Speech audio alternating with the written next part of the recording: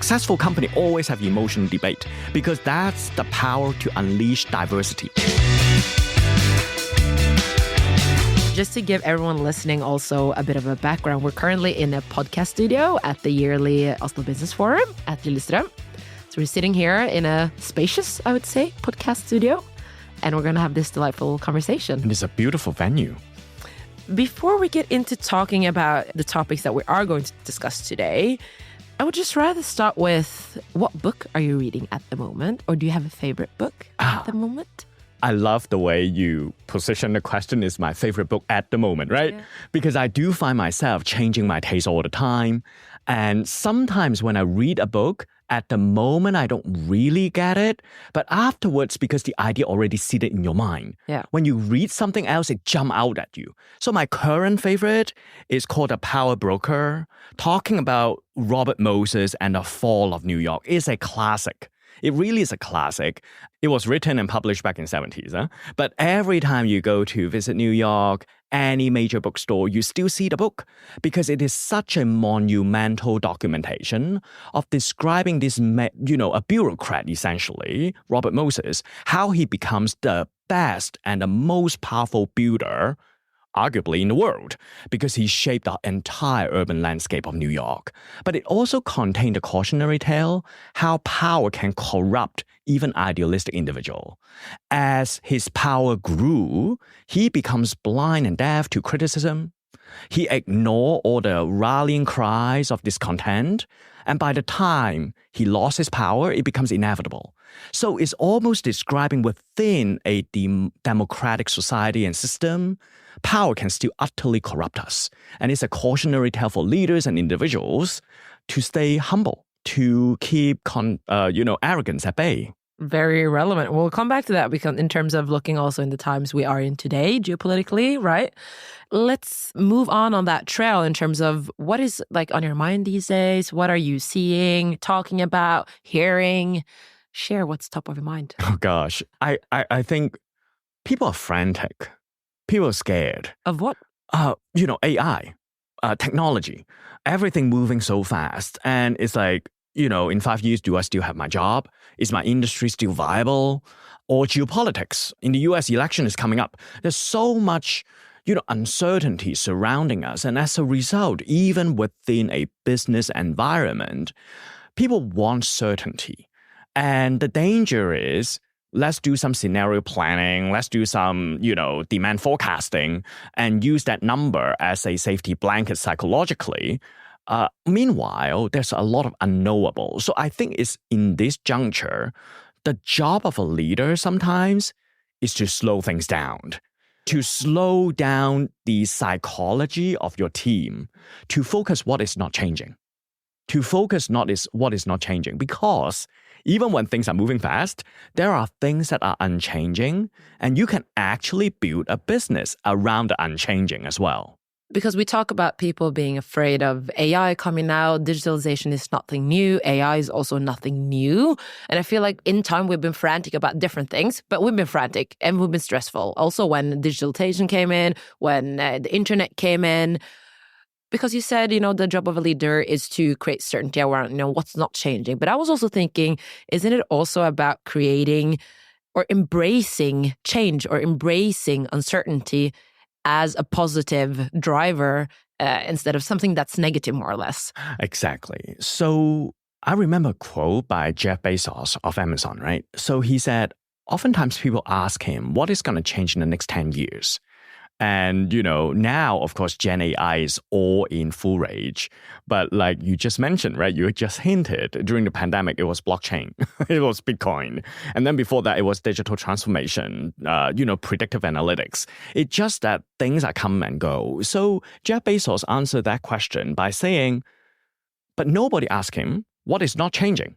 And he said it's the second question even more interesting and more fundamentally important, because it's only by identifying things that are stable, then you could scale a business around that. So what is not changing?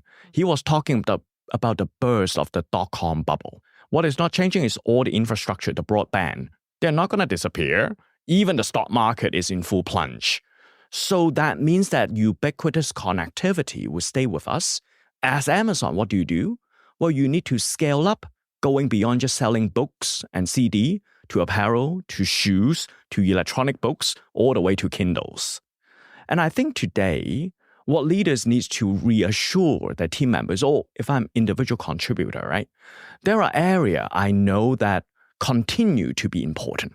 The domain knowledge continue to be important. So say you are a medium-sized drug maker, pharmaceutical companies, or you are a medium-sized auto part maker.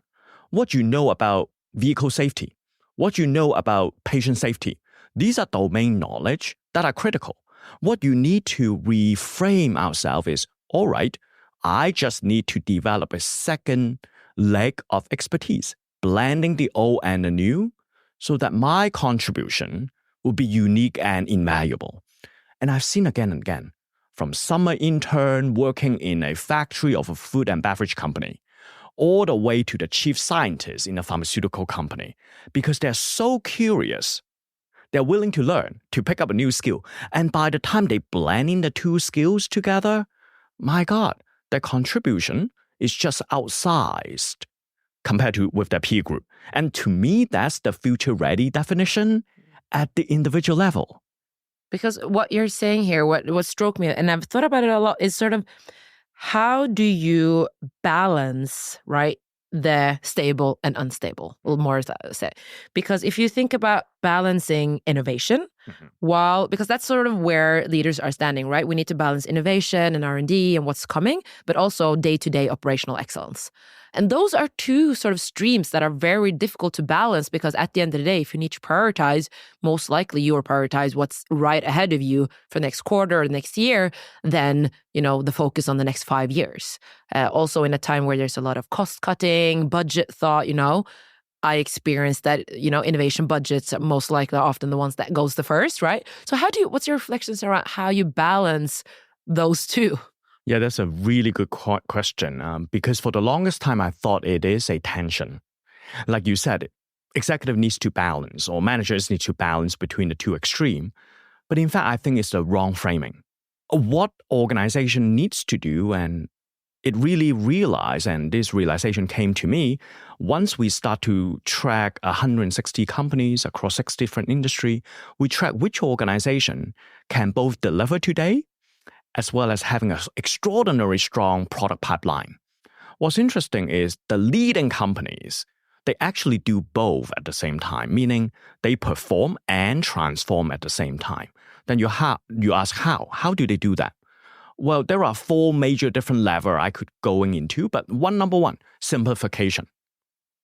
It's regardless of size. There are organizations I come across, a medium-sized family-owned business. My God, it's so complex. Every red tape here and there.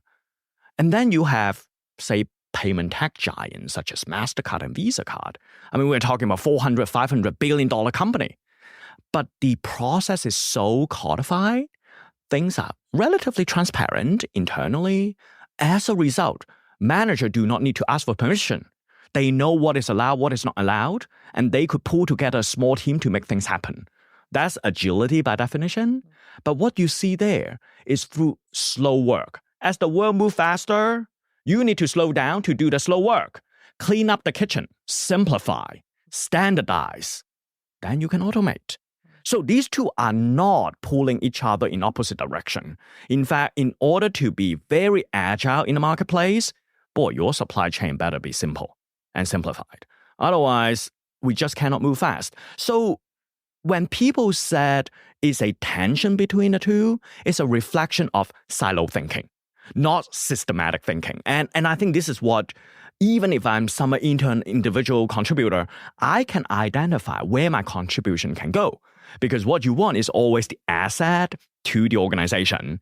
And also then, if I want to move across different organizations, I would pay attention to what extent this is a red tape everywhere kind of firm, or this is actually the organization have gone through some slow work, eat medicine, and so that whatever you do, you're just in the flow.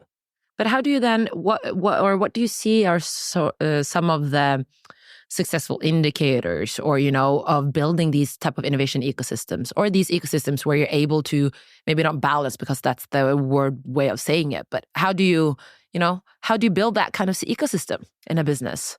So that simplification and that easy to do business, of course, at some point, some organization know how to externalize it. So it's not just making easy for colleagues from supply chain, manufacturing, R&D, and sales and marketing internally communicate better. But increasingly, we see the way they partner up with external.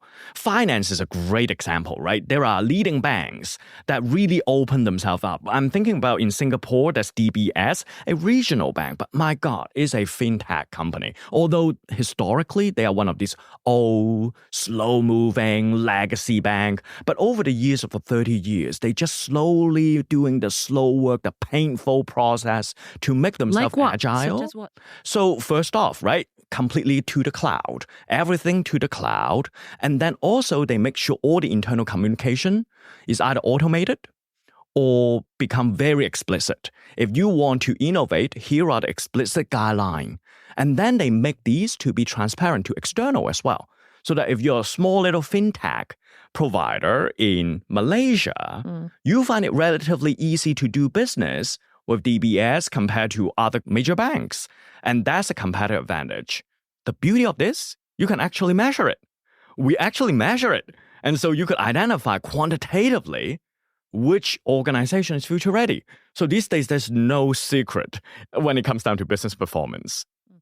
But how do you then, in a world that's becoming increasingly fragmented geopolitically and the competitiveness, right? More and more companies are imitating, the time between innovation and becoming mainstream is also shorter.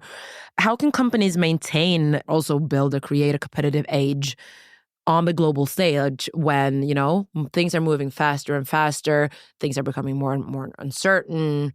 What's your reflections around that? Yeah, so I think it even have a deeper implication to countries and policymakers these days, right? Because if you're looking at every election, they talk about jobs. And it is no secret that in the Western world, whether it's Europe or US, we see the hollowing out of manufacturing sector. You looking at even chipset design. It's out in Asia. The biggest manufacturer is TSMC out in Taiwan. From NVIDIA or to Microsoft, they do not fabricate chipset. You're looking at PC and home appliances, it's all made in Asia. It's not a story of China. Before China, there's South Korea and Taiwan and, Japanese as well. So I think this is why we have this geopolitical tension and a global backlash of globalization and outsourcing. But then there is one industry showed us the way forward. And I think it illustrates the principle that every company needs to think about. It's not asking for tariffs. It's not lobbying Washington for support. But if you're looking at a global pharmaceutical company, hey, you're looking at Switzerland, right? In Basel, you have Roche and Novartis. They've been around for 200 years. I mean, if you compare that sector with cars, this little Swiss company should have no chance. And they're still leading the way. And I'm sort of trained as business historian, right? So I get, geekish around what happened. So I went to Basel and understand the long history of Novartis, right? 200 years along River Rhine. So it turns out in the 19th century, let me tell you a little story. In the 19th century, these are chemical manufacturers. They make chemical dye for the textile industry. So the first painkillers of the world was actually an invention by accident by a little company out in Frankfurt.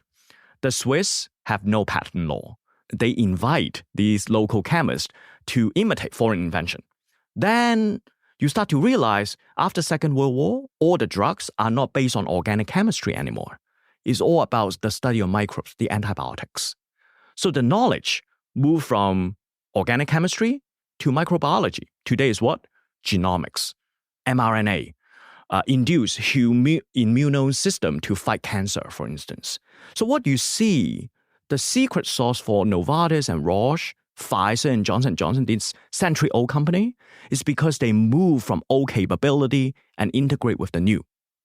Now you compare to a car, a very stark contrast. Until most recently, it's mechanical engineering.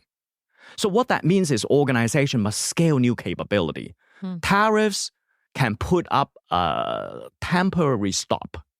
But BYD is building plants out in Europe now. So it's not going to be a long-lasting success. But you say scaling new capabilities and going back again, right, to what we talked about with prioritization, right? Yeah. Smaller, slimmer budgets. You need to prioritize how are we spending money? How are we making money?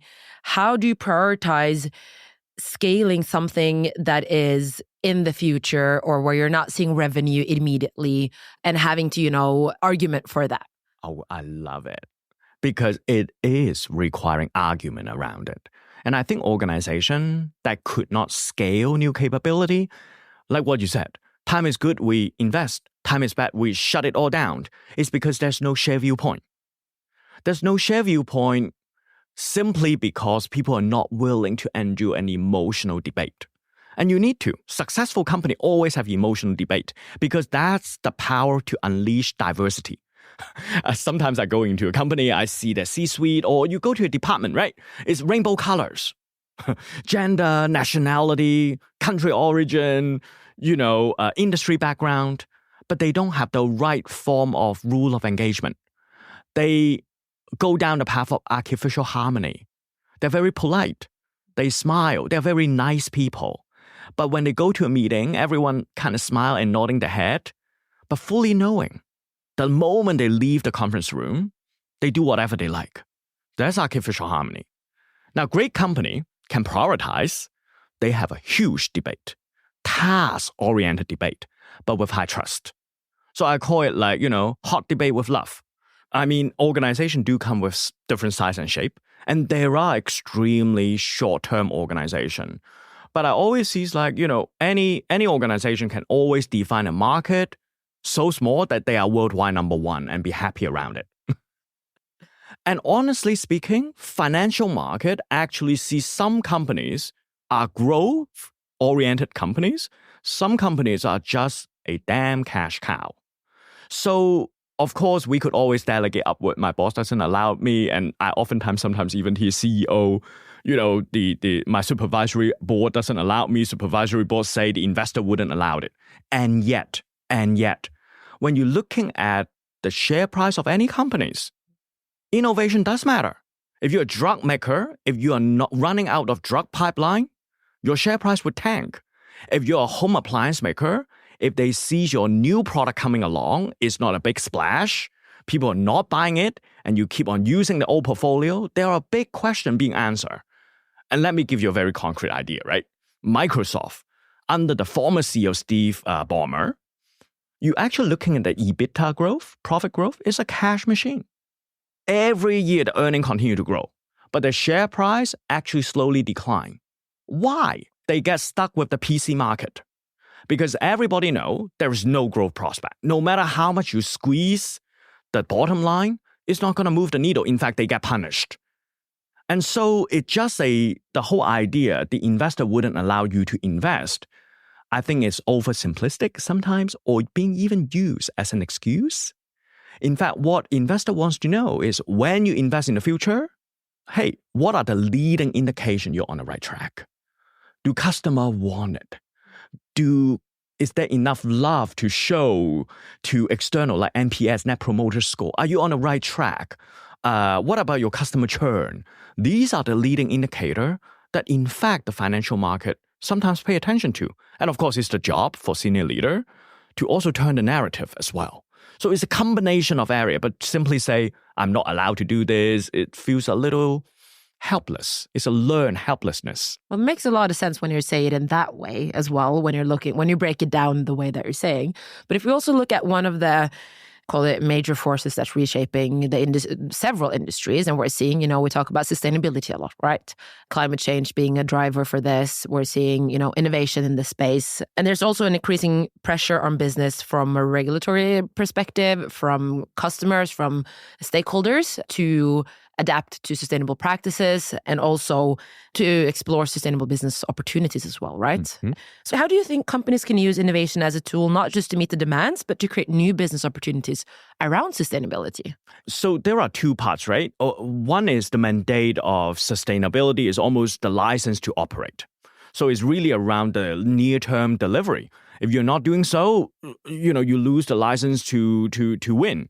And then there's the second part, as you said, because it is an important area, and no single company could do real impact around our environmental footprint until you partner up with someone else. And so organizations that simplify the internal process, that make partnership actually easier, are the one who are positioned to tapping into this wave of growth. Because sustainability part of it, of course, is around our environmental footprint. But if you're looking at services, it's also inclusive financing, for instance. And if you think about that mode, then there are lots of go-to-market partners needs to be involved. If you are so clunky and bureaucratic and everything is based on manual coordination, guess what? It's just hard for some innovator, some startup to partner up with you. The last thing you want is to pick winner. Whether it's around sustainability or whether this is about traditional product innovation, picking winner upfront is risky. What you want is to create an architecture of your organization so that everyone can partner up with you easily. Something is bound to pop. But then one challenge that comes up when you focus your innovation around sustainability and trying to get that from being something that you're exploring to something that you want to become a bigger part of your business, we talk about, profitability. Very often, a lot of the solutions around sustainability may not be the most profitable. We're looking at earning the same profit from the same maybe brown or unsustainable practices into the sustainable practices. And you challenge that, the profitability discussion or getting the client on board, getting customers engaged to choosing the practices, because we have customers saying, we care about it, but then the purchasing decisions and patterns are not, matching and adding up.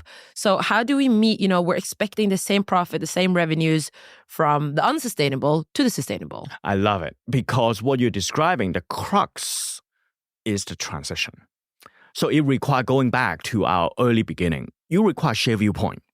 Because when it comes down to the transition, if we are only thinking incrementally, right, there's just too much noise around us. Regulation may change or may not change. You could do all kinds of scenario planning. Guess what? None of these are useful. Seriously. I mean, things could change overnight. Now, on the other hand, we could operate in a world that the whole company comes together. Okay, in 5 or 7 years, what kind of company we want to know for? If we continue to command the brand value consumer would love, if we still command the respect across the world reputationally, what kind of company we want to become? Work backwards then, thinking about, okay, so what is my next quarter trade-off? Do I still work with this particular customer or do I not? You don't need to be perfect overnight, but you need to start from today. And in the second scenario, the everyday choice, I bet, is infinitely different than just incremental without an end goal. And put it the other way, oftentimes the most urgent thing is never the most important thing. The most important thing never scream at you. Now, again, going back to future-ready individual, right? Using that mindset, if some of your listeners are thinking about sustainability is my true passion, whether it's, inclusive society, whether this is environmental footprint, doesn't mean that you need to completely move into an activist role overnight and self-sacrifice yourself on the corporate environment. You just want to figure out in 7 years and 5 years down the road, what kind of individual I want to become. And starting off next Monday, are there projects inside the company I want to involve a little bit because it helps you grow a new skills that you would just love to engage. And I think getting that flowed, it just make life so much more interesting with an end goal in mind. What would you say are sort of the factors where a company have successfully redefined itself in response to, disruption or changing environments around you? If there's any key differentiators or key elements there that we can learn from? Yeah, for one thing, of course, like earlier we mentioned, they perform and transform at the same time. They scale up new capability in a constant basis. But the lever we've seen is a very clear shared viewpoint, where we want to become. Work backwards, what is the critical trade-off?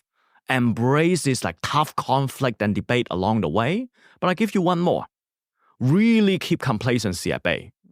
They constantly reframe themselves to almost belittle themselves, To the point, it's like, really? But you guys are not so bad. But they would be almost like, I remember this quote by the former CEO of Intel, long passed away, Andy Grove, legendary CEO, right? Intel today weren't so good anymore. But under Andy Grove, this is the hero of Silicon Valley. And he wrote a book, the title of the book, Only the Paranoid Survive. Only the paranoid survive. What does that mean? Well, you've got to keep your complacency at bay. You think you're that big? Go outside and look at the world. You're nothing. And so I think it's this humbleness to understand that, in our own little defined market, we may be worldwide number one, but guess what? You're looking around, all these interesting disruptors around. We may not even meet the basic mandate in certain dimension. You mentioned sustainability. We could always question around that. Have we done enough? That reframing from, you think yourself an absolute hero to, we're not so good yet. That becomes an opportunity for manager and individual to grow again. When you work, you run the Center for Future Readiness, and I very much care about and very passionate about getting companies to think about that. But are there any dilemmas when you work with executives, when you in your research that you see when companies are working to become future ready, either if it's within the companies or external factors? One of the key tension is the following, right? It always comes back to culture. It always comes back to culture. And time again, I see organizations that are most future ready. They could innovate with extreme autonomy, and yet without losing control. They have to embrace the cultural transparency. What does culture transparency mean? It's almost like no secret. Being open towards your employees. Yeah. So there are organizations I've seen, the strategy, they sanitize and sanitize and sanitize. And by the time you're getting into the operating level, it's like some pictures. There are organizations don't care. We're just going to have a centralized database. If people want, they could go check. They know how things work, where things are. Now, not that they don't care about secret getting leaked out. Of course, every employee will sign NDA, and they have a legal team to enforce. But the policy is clear. Now, why do we need that? Because I think we humans are genuinely curious. If you want people to do the right thing, they need to know the know-how as well as the know-why. Because in the end, every day, everyone is making decisions. And the strategy of an organization is the accumulation of result, thousands and tens of thousands of everyday decisions being added up. That's your strategy. This is why you need that transparency. But that means, the company and senior leader cannot just hoard information and look smart because they have some secret information in conference call. They look the smartest. They would get exposed if they don't do their homework. And so there are companies knows that our enemy is out there or our competition is out there. There are companies who got it wrong. They think, internal competition is the biggest thing. So what you're talking about is requirements of, I'm not sure, a new type of leadership, but definitely a different type of leadership in terms of transparency, how you're getting everyone on board on this shared viewpoint that I like, because it's a shared viewpoint with getting everyone engaged. It's not the innovation department that's going to transform a company while you're performing, right? There needs to be that transition, and you need to be able to endure that transition. Yes. And I always associate those leaders is love with toughness. Like almost an athletic coach, right? Athlete coach. That they are so candid in their feedback. When things are not working well, they never shy of having a difficult conversation. But it comes from a place of honesty, and some people would call it love, but it's radical sort of candor that goes with hand in hand with transparency, right? And so this is not the misinterpretation of just being nice. In fact, a lot of the company told me they embrace psychological safety, but I think how they interpret the concept was wrong. What Amy Edmondson from Harvard Business School described about psychological safety is actually very brutal, honest feedback to one another, with love and trust endorsed behind. It's not the tolerate of mediocre performance. So sometimes this concept actually getting abused across company. This is not artificial harmony. So I would say, yes, it does require different type of leadership. This is not command and control, but this is also not consensus building and, we just sing songs together. But this is, we're going to debate. The diversity of thoughts is important, but after engagement of the discussion, then everyone would implement with backbones. And there would be consequence if you don't speak up, but then you sort of passive-aggressive or blocking the change. So it's love with toughness. And clarity, I would say, a clear direction in what you're saying, right? We're going here and getting everyone on board towards that. Right. And I see those behaviors really gender neutral, nationality neutral. That type of behavior is universally admired. If we were to get into your current mind today, where in terms of what you're doing at your work or what you're seeing, what companies are sort of have risen up for you that you think are inspiring, or where you think that they're really onto something? Any companies that you're seeing that it's sort of your look to currently, old or new, or? Well, I'll tell you a company that I get obsessed with lately. Not that they are doing extraordinarily well, because right now they're actually going through some tough patch. But I think they are still having an extremely strong foundation, and I'm rooted for their resurgence, and that's Nike actually. Why would you say that it's going it's tough? So right now they are really going some tough patch because they missed their revenue growth lately, and they have just a change of CEO last week. John Donahoe, who led the company during the pandemic with extraordinary revenue growth, but then growth stopped and they lose their coolness. So why do you think that is? They scale up new capability while forgetting about the past, the domain knowledge I mentioned. So in what way? What's very interesting is the CEO just stepped down. John Donahoe is an IT guy. So he came from the world of PayPal and eBay, kind of the world. And he really pushed that, Nike.com, omni-channel to a new height no one could imagine. And during the pandemic, of course, they win a lot. But then what happened is he almost took his approach and background from the IT world and imposed onto the fashion world completely. And a lot of people left. The connection with the best athlete got lost. And so the coolness, because fashion is always about coolness, right? Yeah. You need the real opinion leader. You need the community of tennis player or field runner to think your stuff is cool, and they kind of radiate out. And they also move away from this, skateboard store, the cool shop from Soho to Brooklyn. And so they lose their cool. So that's the mistake. So what taught me is, as companies scale up new capability, what you know in the past, you cannot forget. So it's, again, pharma firm, do not forget about patient safety. Fashion, the emotion by design, do not forget about that. Meanwhile, of course, you need to build up that new capability. Otherwise, you would be falling behind. Interesting. Yeah, but I'm still rooted in Nike because now they have Elliot Hill, who is a Nike veteran coming in. And if I'm looking at their financial fundamental, Nike is in good shape. This is a company still the largest in the industry. They have no debt. The revenue is strong. I mean, they just need to recognize the problem early. And what's interesting is Phil Knight, as well as the chairman, Mark Parker, before the company go off the ground, they already make these difficult changes already. This is not Nokia standing on a burning platform. This is a company foreseeing if we don't do something radical, things might really become bad. So let's bring our old, new veteran coming back in just to steer back the company. Meanwhile, we continue to innovate. So, time will tell. But it's interesting change. Are there any industries here different industries that can learn from each other? Because what you're explaining here is not, every company has met some tough times, like you're saying. But are there any things that they can learn from each other? Oh, yeah. I mean, the key lesson learned here is there are times the company fall into two categories.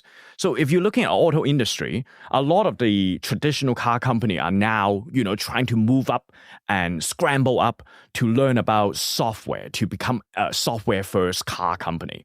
And so that is the key lesson that we learn. If you don't have a shared viewpoint, you cannot ever scale up new capability. These would always be a small experiment on the sideshow. On the other hand, what Nike have taught us, and in many ways even Starbucks just taught us recently, is that you forget about your past. You lose your core identity. Starbucks is about third place. It's about this unparalleled consumer customer experience. Nike is about coolness. And you kind of lost that. Now, when I think about that, oh gosh, don't forget about the core mission of your organization. Boy, whether you are a bank, whether you're advertisement agency, we've got to keep that in mind. So let's. I think we need to get into landing. We've talked a lot about executives, obviously, because you also work with a lot of them. For any person in an organization or in a business, what can I do? What are your thoughts on, are there any habits, practices, ways of working or thoughts or, Yeah. Gosh, curiosity, number one. Number one, really important because, we are all born curious. Oftentimes when people join organization early part of their career, they're also curious. But it's just human nature from time to time. Very soon we get comfortable and we forget because today it is so important. It's beyond just a T-shape. T-shape is you develop a deep expertise. You still have, a horizon, what's going on. But I think today you actually need an N shape. You need two deep expertise. And so again, when I see managers, individual contributor, their influence is outsized because they tended to have unique knowledge no one has. It comes down to their own curiosity. So say a financial controller, for some reason, they just love to understand the world of marketing. So they keep on working on cross-project and eventually they know enough. And then of course, to make sure any product launch is successful, with the knowledge of marketing and finance, you're going to win. And what sociologists have told us is people who kind of build up this capability or skill set, they have a very different network among their acquaintance. They probably well tap into the network of financial people and another network of marketeers, and they are the brokers of knowledge transfer. Now, that is something AI cannot displace you. You want to be the hub of information flow. Because like it or not, they are the one who control this informal power. And if you happen to have external connection, wow, you ride on the industry wave. Very interesting. You've introduced so many keywords that I've been writing down here. Broker of knowledge transfer to finding that way. But that I actually also have one more question I need to ask you that I forgot. Also, are there any trends or topics or anything that you think are currently underappreciated or misunderstood? So of course, right now, when everyone is talking about Gen AI, this human artisan, handcraft get completely sort of de-emphasized. But if you're looking at, product getting commoditized, there's always a new differentiation. This is the way I see it, right? Every time when something getting commoditized, another layer becomes the brand differentiation. So I think, whether it's in the manufacturing sector that done with human hand, when well done now, the command differentiation would get accelerated. That's right. That's it. I think this is just, maybe I live in Switzerland. I have a bias for the Swiss watchmaking industry, the timepiece by Richemont and things. I mean, despite all these wave of disruption, it is still a viable industry. But you need to be world-class. What that means is, as an organization, you need to leverage all the AI to keep your costs low so that you deploy your remaining human employee to focus on the really creative spark on top. Thank you so much, Howard. This has been pleasure. This has been so good. Such fun. This has been such fun. So if you're going to leave our listeners with one advice, one main reflection from this episode, what would that be? So I'm a little bit of a bookworm. So my advice would be read as much as possible. Just read as much as possible. AI can summarize something for you, but reading gives you pleasure. It gets you into perspective, a human condition that in your lifetime, in my lifetime, we will not experience. And to understand how other humans experience life and how they react would be differently and project yourself in their shoes is a joy, but that also makes us human. And I think this is just precious. And also Warren Buffett advised young people, right? Read as much as possible. He claimed he read 500 pages per day. I don't know how he read it, but he said knowledge is like compound interest. You keep compounding it. Future readiness is a game of inch. You inch up your colleagues. You have a slight advantage, an inch, but keep compounding it. Before you know, it's miles away. So that's a great advice for our listeners. And I think we'll end with that. Thank you so much for coming, sharing reflections and thoughts with me and us. Thank you, Danat. It's wonderful to be here. Thank you so much for listening in. And as we say, vi høres.